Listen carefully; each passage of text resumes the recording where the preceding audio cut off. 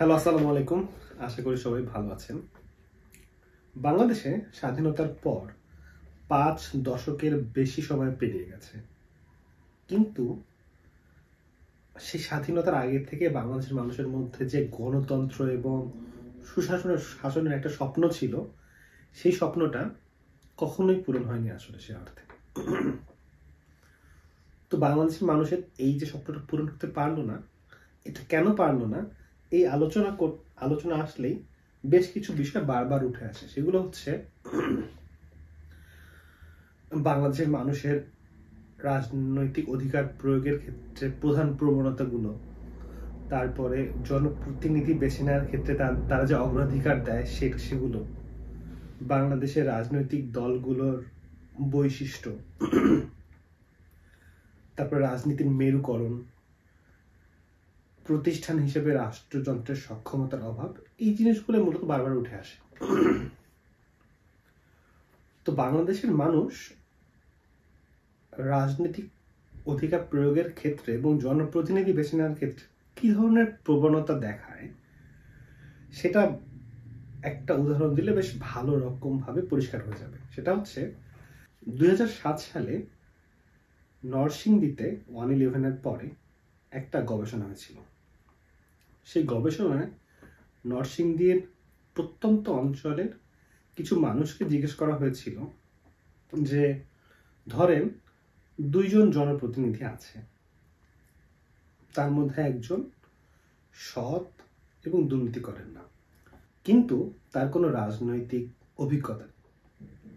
অন্যদিকে আরেকজনের দীর্ঘদিনের রাজনীতি করার অভিজ্ঞতা আছে, কিন্তু তিনি অসৎ এবং তার দুর্নীতি করার রেকর্ড আছে। তো এই দুই প্রার্থীর মধ্যে আপনি কাকে বেছে নেবেন? তো গবেষণা অংশগ্রহণকারীদের বেশিরভাগই উত্তর দিয়েছিলেন, যিনি দীর্ঘদিন ধরে রাজনীতি করে আসছেন, তিনি অসৎ এবং দুর্নীতিবাজ হলেও তারা তাকেই ভোট দেবেন। তো তখন জিজ্ঞেস করা হলো এটার কারণ কি?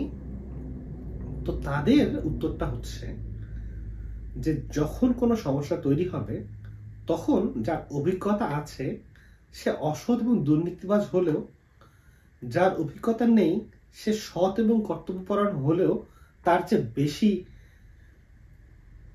সক্ষমতার সাথে সেই সমস্যার সমাধান করতে পারবে। এই হচ্ছে গিয়ে বাংলাদেশের মানুষের রাজনৈতিক অধিকার প্রয়োগ করার এবং রাজনৈতিক প্রতিনিধি বেছে নেওয়ার প্রবণতার একটা উদাহরণ। তো এই গবেষণাটা হয়েছিল ২০০৭ সালে। তো তারপরে তো প্রায় ১৮ বছরের মতো পেরিয়ে গেল। এই প্রায় ২ দশক পরেও এখনো যদি একই প্রশ্ন করা হয়, আমার ধারণা একই রকম উত্তর পাওয়া যাবে। তার কারণ আমি মনে করি গত ২০ বছরে বাংলাদেশের মানুষের রাজনৈতিক চিন্তাধারায় খুব মৌলিক কোনো পরিবর্তন আসলে আসেনি। তো যাই হোক, ২০০৭ সালে এই গবেষণাটা চালিয়েছিলেন নরওয়ের একজন সমাজবিজ্ঞানী, তার নাম হচ্ছে এরাইল অ্যাঙ্গেলসন রুড। ইনি হচ্ছেন নরওয়েজিয়ান ইউনিভার্সিটি অফ অসলো এই বিশ্ববিদ্যালয়ের সাউথ এশিয়ান স্টাডিজ বিভাগের অধ্যাপক।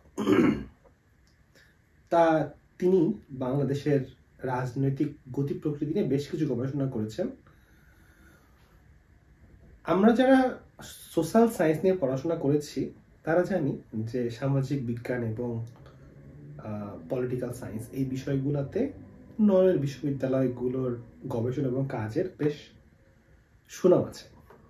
তো যাই হোক, সেটা অন্য আলোচনা। কিন্তু কিছুদিন আগে এই অ্যাঙ্গেলসন রুড প্রথম আলোতে একটি সাক্ষাৎকার দিয়েছিলেন। তো এই সাক্ষাৎকারেও আমি যে প্রথমে কয়েকটা অন্তরায়ের কথা বললাম সেগুলোই মূলত উঠে এসেছে। এখানে সাক্ষাৎকারে অ্যাঙ্গেলসন রুড বলছেন, তার মতে বাংলাদেশে গণতন্ত্র ও সুশাসন প্রতিষ্ঠার প্রধান বাধা হচ্ছে গিয়ে রাজনৈতিক মেরুকরণ। তো তিনি বলতে চাইছেন যে বাংলাদেশে ক্ষমতার পালাবদল হয় একটা বাইনারি সিস্টেমে, হয় একটা দল সব ক্ষমতা নিয়ে নেয় এবং অন্য দল বঞ্চিত হয়, আবার অন্য দল সব ক্ষমতা নিয়ে নেয় এবং অন্য দল বঞ্চিত হয়। তো এটা থেকে বের হয়ে আসা তিনি বাংলাদেশের সুশাসন প্রতিষ্ঠার ক্ষেত্রে একটা বড় চ্যালেঞ্জ মনে করেন, এবং এই জন্য তিনি যে প্রস্তাবটা করছেন সেটা হচ্ছে গিয়ে আনুপাতিক অংশগ্রহণমূলক একটা ব্যবস্থা, যেখানে সংসদে সব দলেরই সব ধরনের জনপ্রতিনিধির একটা অংশীদারিত্ব থাকবে, একটা প্রতিনিধিত্ব থাকবে। এটার কারণটা কি? তো যখন এই বাইনারি সিস্টেমে ক্ষমতার রদবদল হয়, তখন একটা দল তো সব দখল করেই এবং অন্য দল তো সব থেকে বঞ্চিত হয়ই, সাথে সাথে ছোট ছোট যেই মতাদর্শের মানুষগুলো আছে তারাও বঞ্চিত হয়। এখন এদের যদি একটা অংশগ্রহণ নিশ্চিত করা যায়, তাহলে এই বাইনারি সংখ্যা থেকে বাইনারি একটা সিস্টেমটা থেকে বের হয়ে আসা ইজিয়ার হওয়ার সম্ভাবনা উনি দেখতে পান। যদিও এর মধ্যেই বাংলাদেশের বেশ কয়েকটি সংগঠন থেকে এ ব্যাপারে কথা বলা হয়েছে এবং এটার এগেনস্টেও বেশ কিছু মতামত আমরা দেখেছি, যেগুলো অনেকগুলো আমার কাছে খুব ক্রেডিবল মনে হয়েছে। তো যাই হোক, অ্যাঙ্গেলস অ্যান্ড রুড এটা মনে করেন এটা হচ্ছে পয়েন্ট। এর বাইরে একটা ব্যাপার হচ্ছে গিয়ে এই যে এই বাইনারি সিস্টেমে ক্ষমতার পালা বদল, এখানে যে দলটা জিতে যায় তারা এক ধরনের দায় মুক্তির মনোভাব নিয়ে চলে, যে তারা যা ইচ্ছে তাই করতে পারবে, কেউ তাদের কিছু করতে পারবে না। তো এই মনোভাবটা থেকে বের করে নিয়ে আসা খুবই জরুরি, কারণ এটা থেকে বের না হলে এক ধরনের ক্ষমতা, ব্যবসা বাণিজ্য, নিয়ন্ত্রণ সবকিছু একটা জায়গায় কুক্ষিগত হয়ে যায় এবং সেখানে কিছু অলিগার্কদের মধ্যে ঘোরাফেরা করতে থাকে, যেটা আমরা গত 5 দশকে অনেকবার দেখেছি আসলে। এখন এইটা ওভারকাম করার জন্য যেটা করতে হবে সেটা হচ্ছে গিয়ে প্রতিষ্ঠান হিসেবে রাষ্ট্রযন্ত্রের সক্ষমতা বাড়ানো। নরওয়ের সাথে তুলনা করতে গিয়ে অ্যাঙ্গেলস অ্যান্ড রুড বলছেন যে আনুপাতিক হারে বাংলাদেশের চেয়ে নরওয়ে রাষ্ট্রের জনবল 10 গুণ বেশি। তো এক্ষেত্রে আমাদেরও মনোযোগী হতে হবে। তো শুধু যে জনবল বাড়িয়েই সক্ষমতা বাড়ানো যায় তা না, সদিচ্ছা ও সক্ষমতা বাড়ানোর ক্ষেত্রে একটা বড় ভূমিকা রাখে। অ্যাঙ্গেলস অ্যান্ড রুড আর একটা ব্যাপারে একটু মনোযোগ আকর্ষণ করেছেন, সেটা হচ্ছে গিয়ে বাংলাদেশে বংশগতভাবে ক্ষমতা নেয়ার একটা প্রবণতা দেখা যায়, একটা রেওয়াজ আছে যে নেতার ছেলে আবার নেতা হয়। কিন্তু এটার কারণ কিন্তু মূলত এটা না যে বাংলাদেশের মানুষ নেতার ছেলেকে নেতা বানাচ্ছে। বাংলাদেশের মানুষ মূলত একটা সিস্টেমে বিশ্বাস করে, এখানে বাইনারি সিস্টেমে একটা নেটওয়ার্ক আছে, যে নেটওয়ার্কের হাতে ক্ষমতাটা আছে, আর নেতার ছেলেই সেই নেটওয়ার্কের উত্তরাধিকারী হন। এই জন্য বাংলাদেশের মানুষ তাকে নেতা হিসেবে মেনে নেয়, কোনো ব্যক্তিকে মেনে নেয় না। তারা হচ্ছে এই যে নেটওয়ার্ক, ক্ষমতা বা অর্থনীতির একটা নেটওয়ার্ক তৈরি হয়ে যায়, এই নেটওয়ার্কটাতে তারা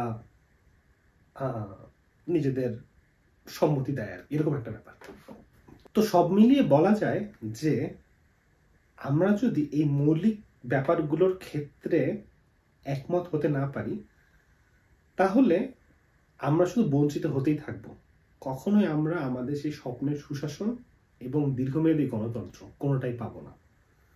আমাদের রাজনৈতিক বিশ্বাস আলাদা হইতে পারে, আমাদের সাংস্কৃতিক চেতনা আলাদা হতে পারে, কিন্তু এই মৌলিক বিষয়গুলো আমাদের ঐক্যবদ্ধ থাকতে হবে এবং যেই দায়িত্বে আসুক না কেন, যেই ক্ষমতায় বসুক না কেন, আমাদের চেষ্টা করতে হবে আমরা যেন তাদেরকে এই মৌলিক বিষয়গুলো নিশ্চিত করার ক্ষেত্রে চাপ প্রয়োগ করতে থাকি। কারণ প্রত্যেকটা রাজনৈতিক শক্তির একটা নিজস্ব এজেন্ডা থাকে এবং তারা চায় একবার ক্ষমতায় বসলে ক্ষমতা আঁকড়ে ধরে থাকতে, কিন্তু তারা যেন এটা করতে না পারে। এই জন্য আমাদের সবাইকে ঐক্যবদ্ধ থাকতে হবে, কারণ ক্ষমতা আঁকড়ে ধরে থাকলে একটা সময় আমরা দেখতে পাবো সেখান থেকে একটা নতুন স্বৈরাচার মাথাচাড়া দিয়ে উঠেছে, যেটা আমরা গত 50 বছরে বারবার দেখেছি। তো আমাদের ভিন্নতা যতই থাকুক, এই মৌলিক বিষয়গুলোর ক্ষেত্রে আমাদের ঐক্যবদ্ধ থাকতে হবে, তাহলে আমরা সুশাসন এবং দীর্ঘমেয়াদী গণতন্ত্র দুটোই হয়তো অর্জন করতে পারবো। দেখা হবে অন্য কোনো ভিডিওতে। আসসালামু আলাইকুম।